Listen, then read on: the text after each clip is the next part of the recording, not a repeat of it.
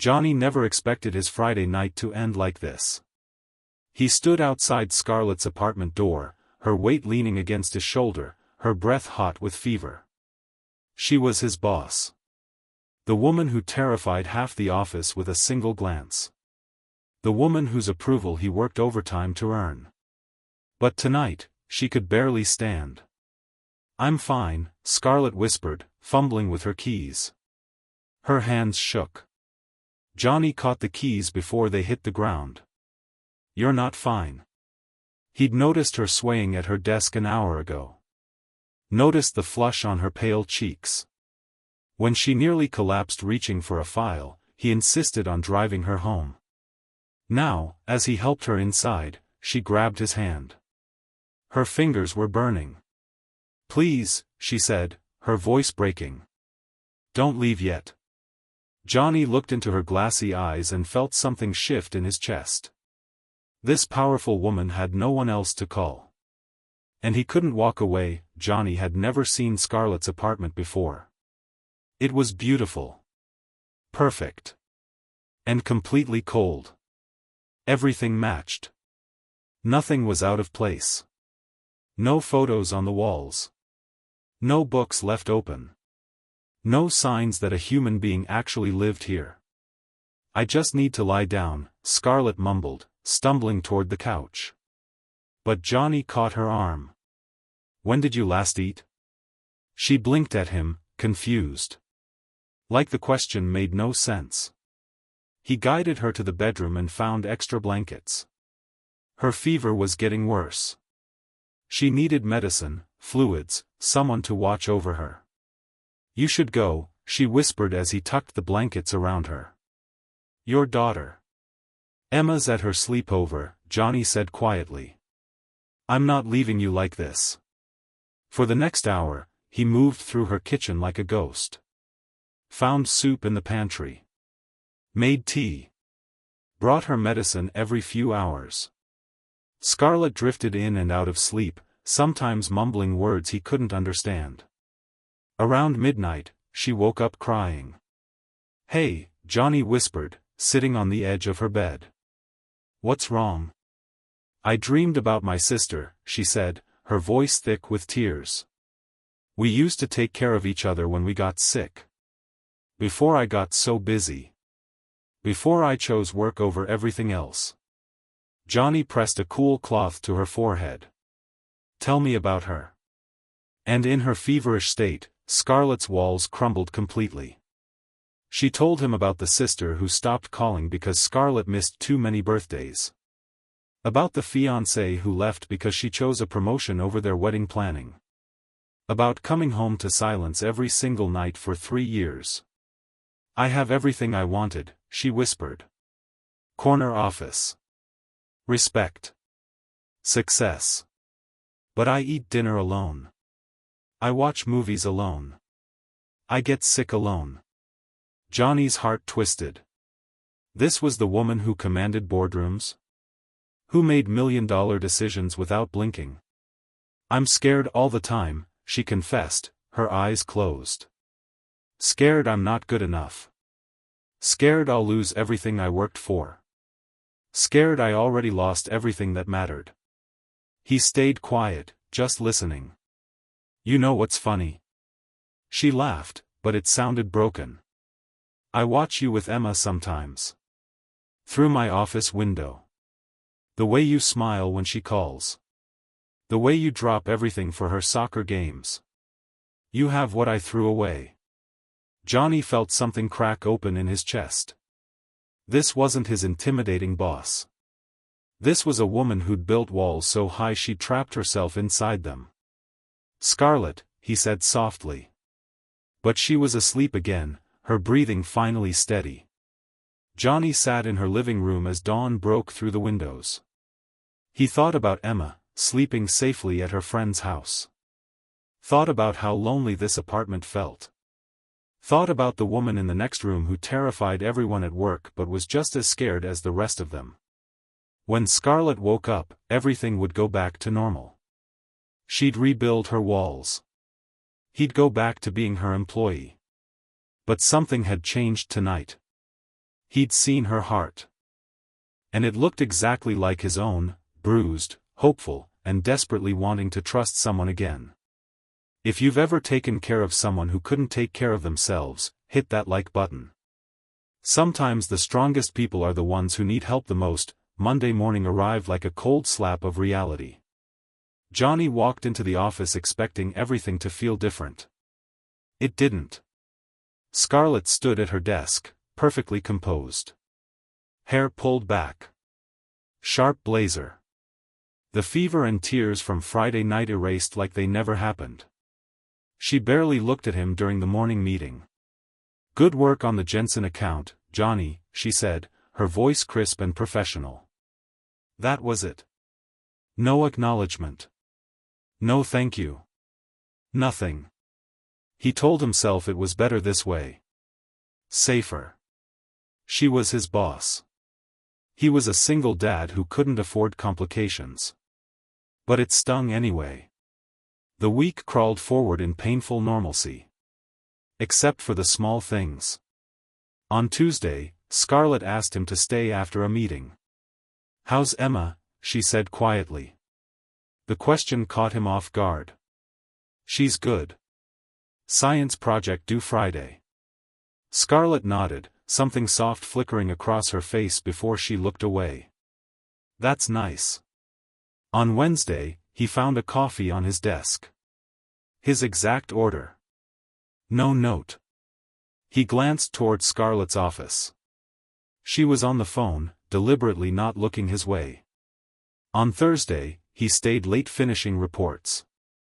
He thought he was alone until he heard movement in Scarlett's office.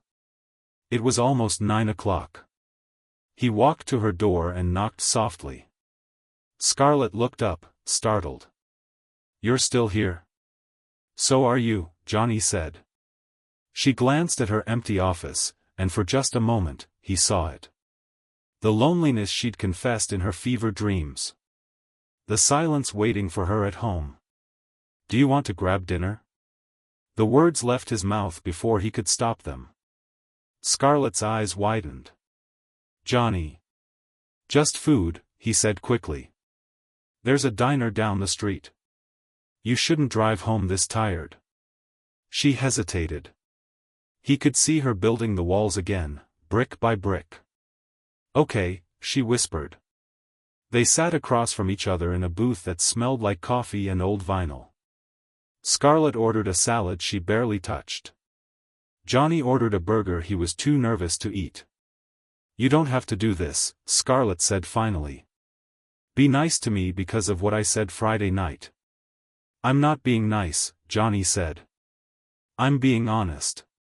She looked up, confused. "You were right," he continued. "I do have Emma. And she's everything to me. But I also eat dinner alone most nights. Watch movies alone. I know what that silence feels like." Scarlett's fork stopped halfway to her mouth. "Emma's mom left when she was 2, Johnny said quietly. Said she wasn't ready for motherhood. Wasn't ready for the responsibility. I've been doing this alone for 6 years." "I didn't know," Scarlett whispered. "I don't talk about it at work," he said. "Just like you don't talk about coming home to an empty apartment." Their eyes met across the table.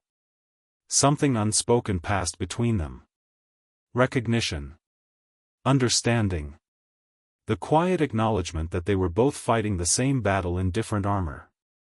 "This is dangerous," Scarlett said softly. "What is?" "This." She gestured between them. "You work for me. There are rules. Boundaries." "I know," Johnny said. But neither of them moved to leave. They sat there until the diner started closing, talking about everything except work. About Emma's love of dinosaurs.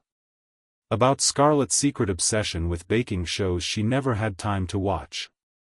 And when Johnny finally walked Scarlett to her car, their hands brushed. She didn't pull away.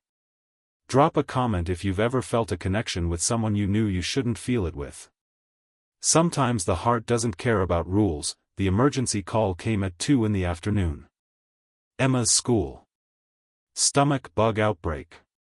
All aftercare programs cancelled immediately. Johnny stared at his phone in panic. He had the Morrison presentation in an hour. The biggest client pitch of the quarter. 6 months of work on the line. His babysitter was out of town.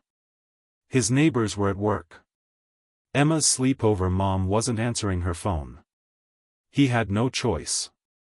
20 minutes later, 8-year-old Emma sat quietly in the office break room, coloring dinosaurs and trying not to throw up. "Daddy, I'm sorry," she whispered, her face pale. "Hey, no," Johnny knelt beside her. "You're not sorry for being sick, baby. Never." He glanced at his watch. 15 minutes until the presentation. His career hanging by a thread. "Is that your daughter?" Johnny turned. Scarlett stood in the doorway, her expression softer than he'd ever seen it. "This is Emma," he said, his voice tight with stress. "I know this isn't professional. I just need—" "Hi Emma," Scarlett said, crouching down to eye level. "I'm Scarlett. I work with your daddy." Emma looked up with curious brown eyes. "Are you his boss?" "I am," Scarlett smiled. "And you know what? Bosses get to make special rules sometimes." She turned to Johnny. "Go prep for Morrison. I'll stay with Emma." "Scarlett, you don't have to." "Go," she said firmly. But her eyes were gentle. "We'll be fine." Johnny hesitated. This was crossing every line they'd carefully drawn. But Emma reached for Scarlett's hand. "Will you color with me?" And Scarlett's face transformed completely. For the next hour, while Johnny nailed the presentation that would secure his promotion, Scarlett sat cross-legged on the break room floor. She helped Emma color a brontosaurus purple. Listened to 8-year-old stories about best friends and lost teeth. Made airplane shapes with crackers to settle Emma's stomach. "My daddy works really hard," Emma told her seriously. "Sometimes he forgets to eat lunch." "He does?" Scarlett asked. "He takes care of me all by himself," Emma said proudly. "But sometimes I think he gets lonely." Scarlett's heart clenched. "What makes you think that?" "He gets sad when I'm sleeping," Emma whispered. "I hear him watching TV by himself." When Johnny returned, glowing from a successful presentation, he found them reading a book together. Scarlett's arm around Emma's shoulders. Both of them laughing. He'd never seen anything more beautiful. "How do you feel, Bug?" he asked Emma. "Better," she said. "Scarlett made me feel better." Over the next few weeks, everything changed. Scarlett started leaving work at reasonable hours. She'd find excuses to walk past Johnny's desk around pickup time. "Need help with Emma tonight?" became her new favorite question. Dinners happened. Movie nights. Grocery store trips that felt suspiciously like family outings. "This is just helping," Scarlett would say when Emma fell asleep between them on the couch. "Just friends," Johnny would agree when Scarlett brought Emma coloring books and juice boxes. But friends didn't look at each other the way they did. Friends didn't feel their hearts stop when little hands grabbed both of theirs during bedtime stories. Friends didn't lie awake wondering what it would be like to stop pretending this was temporary. Emma was falling in love with Scarlett. Scarlett was falling in love with Emma. And both adults were terrified to admit they were falling in love with each other. Subscribe if you believe some families aren't born, they're chosen. Sometimes love finds you in the most unexpected places. The photo changed everything. Sarah from accounting took it innocently enough. Scarlett leaving Johnny's apartment building at 7 in the morning, coffee in hand, laughing at something Emma had said through the window. It looked exactly like what it wasn't. But by Monday morning, the whispers had started. "Did you see them at the company picnic? She's been giving him all the good assignments. I heard she's been babysitting his kid." Johnny felt the stares as he walked to his desk. The sudden silence when he entered rooms. The knowing looks between co-workers. At 10:30, HR called him in. "Johnny, we need to discuss your relationship with Ms. Scarlett," Margaret from HR said, sliding a folder across the table. Inside were witness statements. The photo. A formal complaint about favoritism and inappropriate workplace conduct. "There's no relationship," Johnny said quickly. "She's been helping with my daughter, but..." "Helping how?" Margaret's voice was ice-cold professional. Johnny's mouth went dry. How could he explain movie nights that felt like family? Bedtime stories read by three voices? The way Emma called Scarlett's name first when she scraped her knee?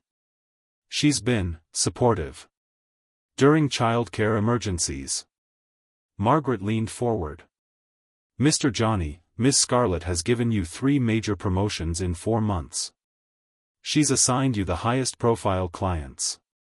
Your salary has increased 40% since you started spending time together." The words hit like physical blows.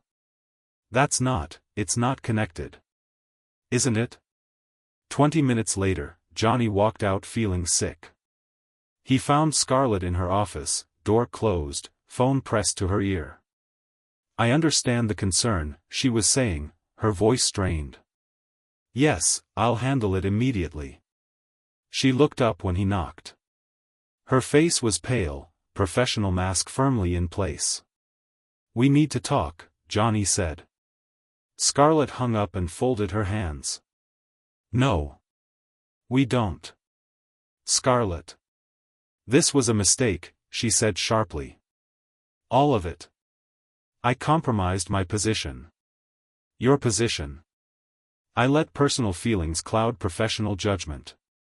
Johnny felt the ground shifting beneath him. "That's not what happened. Isn't it?" Her voice was cold now. Distant.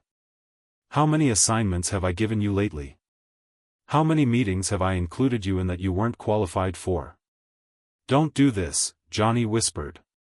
But Scarlett was already rebuilding her walls, brick by brick. "I'm transferring you to Johnson's team," she said. "Effective immediately. We won't be working together anymore." "What about Emma?" For just a moment, Scarlett's mask slipped. Pain flickered across her face. "What about her?" Scarlett's voice cracked slightly. "She cares about you. She asks for you every day. She drew you a picture of all 3 of us yesterday." Scarlett closed her eyes. "Children are adaptable. She'll forget. Will you?" Scarlett stood up, walked to her window. Her reflection looked hollow. "I have a career to protect," she said finally. "A reputation. I can't afford to be seen as someone who plays favorites. Someone who lets emotions compromise her decisions." "And us?" Johnny asked. "What we've been building." "There is no us," Scarlett said without turning around. "There never was." The lie hung heavy between them. Johnny left without another word. That night, Emma cried when he told her Scarlett was too busy to visit anymore. "But she promised to help with my science project," Emma sobbed. Johnny held his daughter and felt his heart shatter. Scarlett had chosen her career over them. Just like everyone else had chosen something else over him.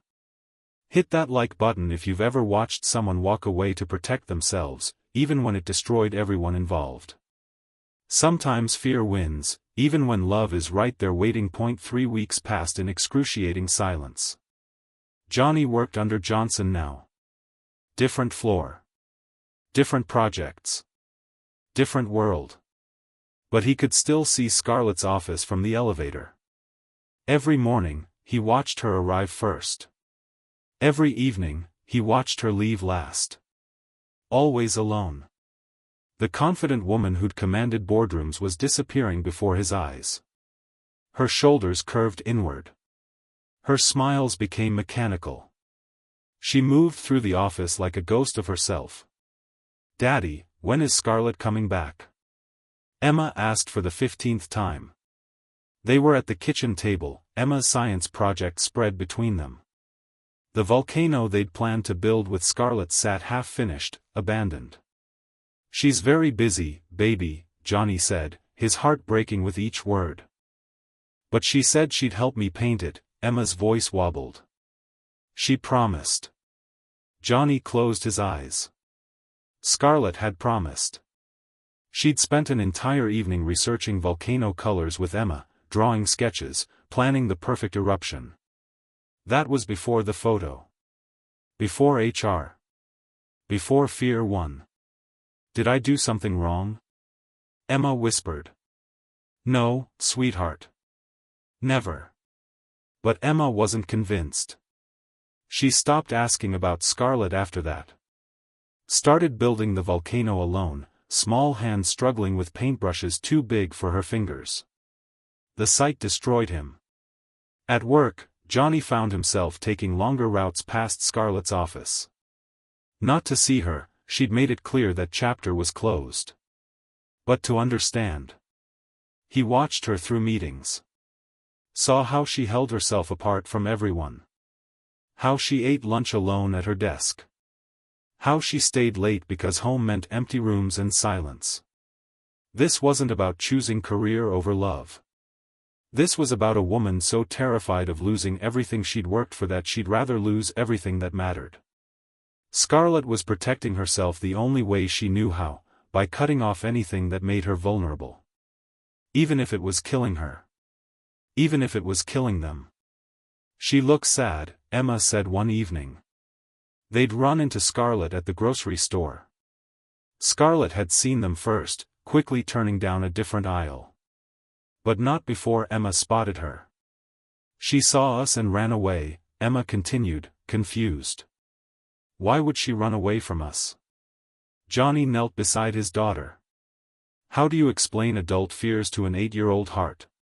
"Sometimes grown-ups get scared," he said carefully. "Scared of what?" "Scared of caring too much. Scared of getting hurt." Emma considered this seriously. "But we wouldn't hurt her." "I know, baby. She knows that too. But sometimes knowing something and feeling something are different." That night, after Emma was asleep, Johnny sat in his living room staring at the half-finished volcano. Scarlett had been the bravest person he knew in every area except one, love. She could negotiate million-dollar deals without blinking. Fire underperforming employees without hesitation. Make impossible decisions under crushing pressure. But the thought of letting someone love her? Of risking her heart? That terrified her more than anything. Johnny understood now. She wasn't choosing her career. She was choosing fear. Because fear felt safer than hope. Loneliness felt more predictable than love. But she was wrong about one thing. She didn't have to fight alone anymore. He'd let her walk away to protect herself. Let her rebuild those walls. Let her convince herself this was better. But watching Emma's confusion.